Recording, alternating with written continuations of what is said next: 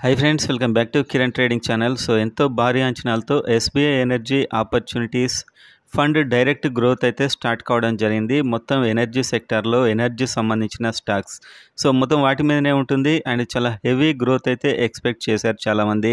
దీంట్లో నేను కూడా ఎక్స్పెక్ట్ చేశాను అండ్ నేను కూడా పెట్టడం జరిగింది. అండ్ ఎప్పుడైతే కేంద్ర ప్రభుత్వం సంబంధించిన ఎలక్షన్స్ అయ్యాయో అప్పటి నుంచి దీంట్లో గ్రోత్ అయితే ఎక్కువ కనిపించట్లేదు. మీరు చూస్తే ఒక నెల నుంచి దాదాపు -0.72 అవుతుంది. ఇంత హైలీ ఎక్స్పెక్టెడ్ దాంట్లో ఇంత తక్కువ గ్రోత్ అయితే ఉంది. సో ఇందులో ఉన్నాయని కూడా మీరు చూస్తే ఎనర్జీ సంబంధించినవి ఉంటాయి. NTPC, Reliance industries, Bharat petroleum, coal India, petro and power grid, Indian oil, దాదాపు అన్నీ మనకు పవర్కి సంబంధించినటువంటి ఎనర్జీ సంబంధించినటువంటి షేర్స్ అయితే ఉండడం జరుగుతుంది.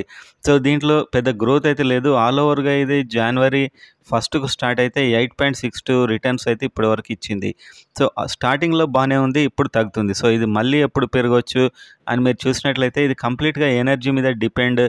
ఎప్పుడైతే జూన్ 4th నాడు డైరెక్ట్ ఇది 10కి వచ్చేసింది. మళ్ళీ సెంట్రల్ ఎలక్షన్స్ దాని రిజల్ట్ అప్పుడు తగ్గింది. అండ్ ఇప్పుడు బడ్జెట్ రాబోతుంది జూలైలో. ఆ బడ్జెట్లో కనుక ఎనర్జీ సెక్టర్ మీద ఏదైనా జిఎస్టీ సంబంధించినటువంటి అనౌన్స్మెంట్ ఉంటే మాత్రం ఇది పెరిగే అవకాశం ఉంది.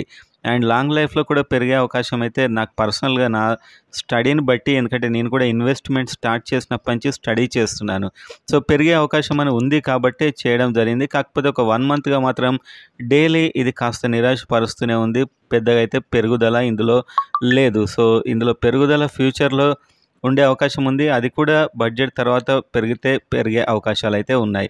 సో మొత్తానికైతే ఇది చాలా తక్కువగానే ఇప్పుడు ఒక 1 మంత్ నుంచి నిరాశపరుస్తుంది. అండ్ ఇందులో మొత్తం 8,833 కోట్లు ఇన్వెస్ట్ చేశారు. అండ్ ఇందులో 25 రకాల స్టాక్స్ అయితే ఉండడం జరిగింది.